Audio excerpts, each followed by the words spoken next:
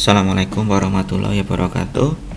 Di video kali ini saya akan menjelaskan cara untuk melakukan penyusunan skala psikologi secara singkat. Nah, sebelumnya kita kenalan dulu dengan apa itu skala psikologi. Jadi skala psikologi itu adalah alat ukur yang digunakan untuk mengukur konstruk-konstruk psikologi. Nah, biasanya istilah skala ini merujuk pada konstruk non-kognitif. Sedangkan biasanya kalau untuk konstruk kognitif kita menyebutnya sebagai tes. Meskipun kedua istilah ini bisa dipergunakan secara bergantian. Nah, beberapa karakteristik skala psikologi diantaranya adalah yang pertama, stimulus yang diberikan secara tidak langsung mengukur konstruk ukur. Jadi item skala psikologi itu tidak langsung mengacu pada konstruk yang diukur. Misalkan untuk mengukur semangat kerja, ada butir saya berangkat dengan hati mantap. Nah, berangkat kerja dengan hati mantap itu menjadi satu indikator bahwa individu tersebut memiliki semangat kerja. Jadi kalau kita mau mengukur kebahagiaan, misalkan tidak langsung ditanya saya merasa bahagia, karena karakteristik skala psikologi butir-butirnya itu secara tidak langsung, tapi merupakan suatu indikator atau manifestasi dari konstruk yang diukur. Yang kedua, interpretasi didasarkan pada keseluruhan item. Jadi kita tidak bisa menginterpretasikan tingkatan konstruk individu hanya dengan melihat satu item. Jadi kita harus melihat secara keseluruhan. Kemudian tidak ada respons benar salah. Nah, tidak seperti tes kognitif, kalau menjawab betul dapat skor 1, kalau salah dapat 0. Di skala psikologi tidak ada respon benar salah. Semua respon dinilai benar asalkan subjek atau responden menjawabnya dengan jujur. Nah, ini adalah contoh skala psikologi untuk mengukur kepercayaan diri. Nah, ini misalkan ada butir-butir di sini, saya merasa orang lain memiliki kemampuan lebih dari saya senang berkumpul, kemudian responden diminta untuk merespon sesuai dengan nilai yang ada di sini. Di sini ada sangat setuju, setuju, netral, tidak setuju, dan sangat tidak setuju. Nah, untuk butir nomor 1 ini, saya merasa orang lain memiliki kemampuan lebih dari saya. Ini disebut sebagai butir unfavorable. Kenapa unfavorable? Karena butir ini berkebalikan dengan konstruk yang hendak diukur, yaitu kepercayaan diri. Kalau merasa orang lain memiliki kemampuan lebih dari saya, itu artinya kepercayaan dirinya rendah. Nah, oleh karena itu untuk butir-butir seperti ini, untuk proses scoringnya nanti dibalik. Sementara butir nomor 2 misalkan, ini disebut butir favorable karena pernyataan di nomor 2 ini mendukung kepercayaan diri. Nah, seperti itu. Nah, untuk butir favorable, scoringnya di-scoring dengan normal. Misalkan ini mendapatkan skor 5, sangat setuju 5, setuju 4, netral 3, tidak setuju 2, sangat tidak setuju 1. Sedangkan kalau yang unfavorable scoringnya dibalik. Di sini 1, 2, 3, 4, 5. Nah, kemudian ada satu lagi yang kadang kita menyebutnya terbalik, yaitu namanya angket. Nah, angket itu kadang dikatakan sebagai skala, tapi sebenarnya berbeda. Ini adalah contoh angket. Nah, apa saja perbedaan skala dan angket? Nah, yang pertama, skala itu mengukur aspek diri yang dipersepsi subjek. Jadi, kata kuncinya adalah dipersepsi. Sementara angket itu adalah data faktual yang diketahui subjek. Nah, jadi angket itu yang diukur adalah data faktual. Seperti tadi ini contohnya, usia, masa kerja, penghasilan, itu adalah data faktual. Jadi kebenarannya bisa diverifikasi dengan sumber data yang lain. Tuh.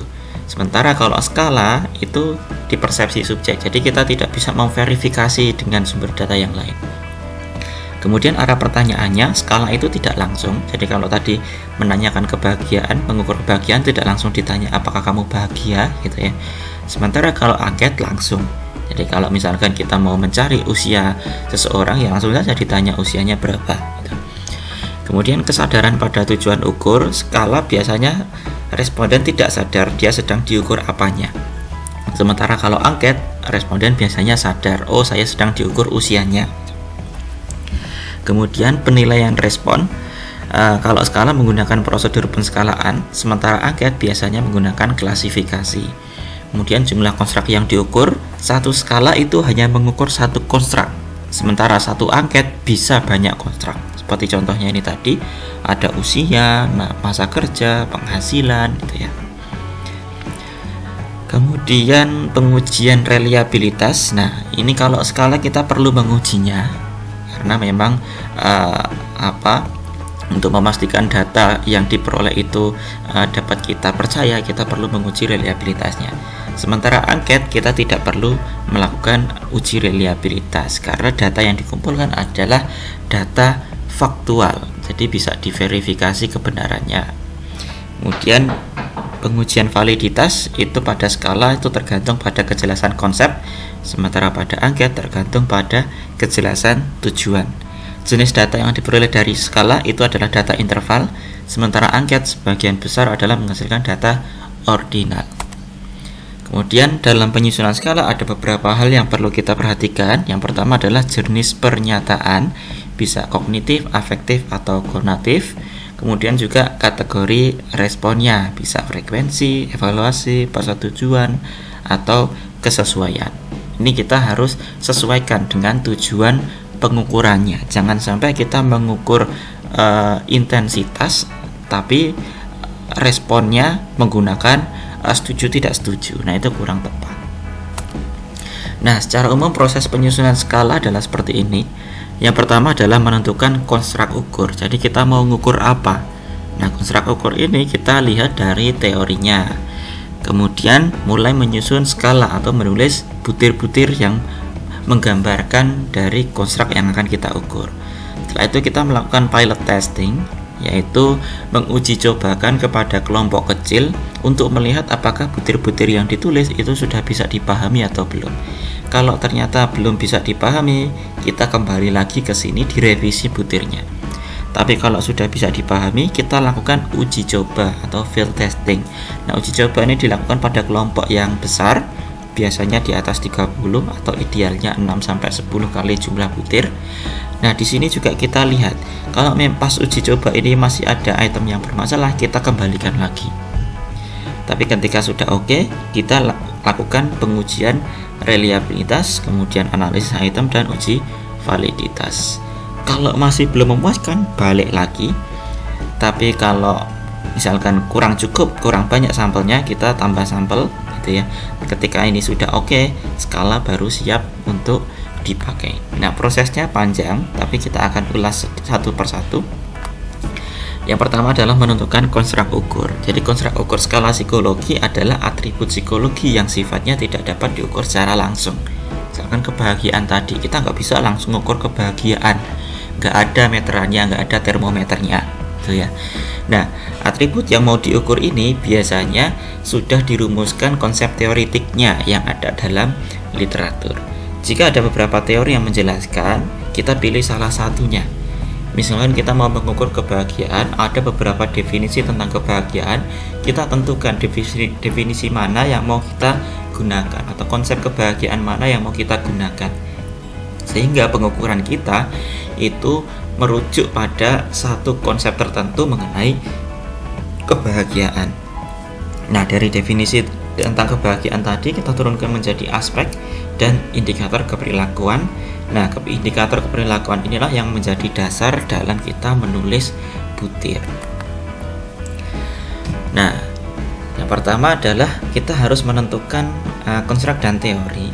Jadi, dalam merumuskan konstruk, peneliti harus berpedoman pada teori yang menjelaskan aspek yang relevan dengan apa yang diukur atau definisi konseptualnya dan bagaimana mengukurnya.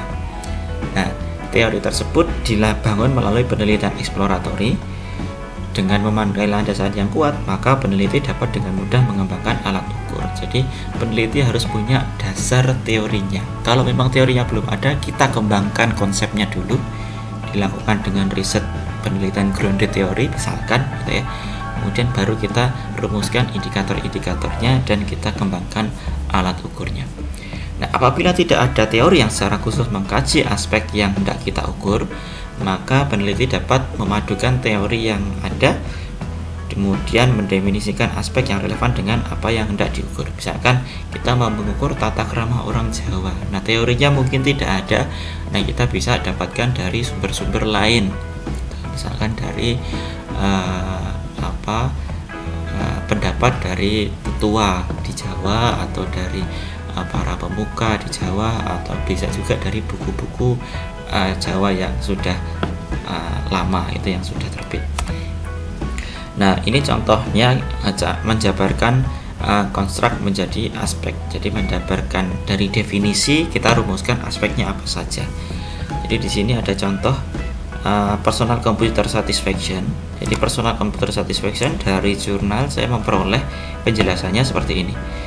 Personal computer satisfaction is an emotional response resulting from an evaluation of the speed, durability, and initial price, but not the appearance of personal computer. Jadi dari sini saya dapat rumuskan 3 intinya kepuasan terhadap personal computer itu apa saja. Yang pertama adalah evaluation of the speed, kemudian durability, dan initial price, atau kalau diterjemahkan ya kecepatan, durasi atau ketahanan, dan harga.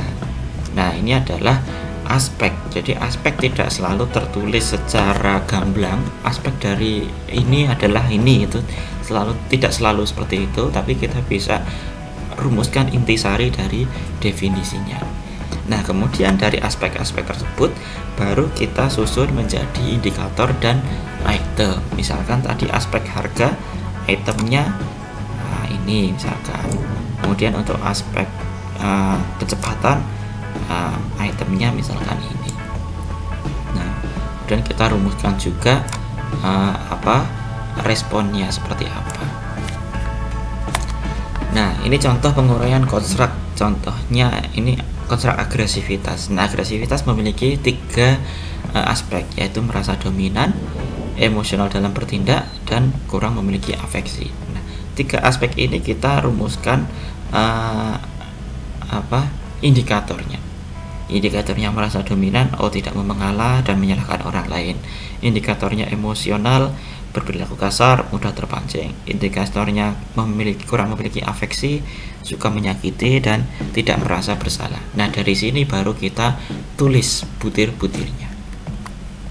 Nah, kemudian dari perumusan tadi kita tuangkan dalam bentuk kisi-kisi atau blueprint. Jadi kisi-kisi atau blueprint ini adalah tabel yang memuat aspek, indikator perilakuan, dan bobot masing-masing aspek. Nah, tabel dapat juga dibuat lebih detail dengan memuat item mana saja yang mengukur indikator tersebut. Jadi ini adalah contoh kisi-kisi atau blueprint. Tadi dari ini kita rumuskan menjadi blueprint seperti ini. Nah, di sini yang menjadi krusial adalah bobotnya ini. Nah, sekarang kita belajar mengenai jenis penskalaan psikologi. Jadi dalam membuat skala psikologi ada banyak model skala. Ada yang meranking, misalkan ada yang menilai atau merating, ada yang mengkategorikan, ada yang membandingkan, ada yang mengestimasi, ada yang memetakan kemiripannya, tergantung dari tujuan pengukuran kita. Ini contohnya mengkategorikan seperti ini, meranking bisa seperti ini, membandingkan atau menilai. Biasanya ini yang paling populer di kalangan penelitian psikologi ini. Nah, dalam menulis item ada beberapa kaidah yang harus kita jaga. Yang pertama, gunakan kata dan kalimat sederhana, jelas, dan mudah dipahami. Jangan terlalu panjang, jangan bertele-tele. Gunakan bahasa Indonesia sesuai EYD. Jangan menggunakan istilah dalam bahasa asing yang memang tidak dipahami, atau juga menggunakan bahasa daerah. Kemudian jangan membuat item yang menimbulkan penafsiran ganda. Nah, ini banyak item-item yang kadang membuat penafsiran ganda. Misalkan ada butir, saya adalah seorang pendengar yang baik. Nah, kata pendengar yang baik ini bisa menimbulkan multitafsir. Kenapa? Karena pendengar yang baik bisa jadi dipahami sebagai hanya mendengarkan saja, tapi bisa juga dipahami sebagai mendengarkan sekaligus aktif memberikan feedback. Nah, itu item yang ambigu. Kemudian item harus ditulis sesuai dengan aspek dan indikatornya. Nah, itulah pentingnya kita merumuskan blueprint tadi untuk menjadi guideline kita, apakah item kita ini relevan atau tidak dengan aspek-aspek yang sudah ditetapkan.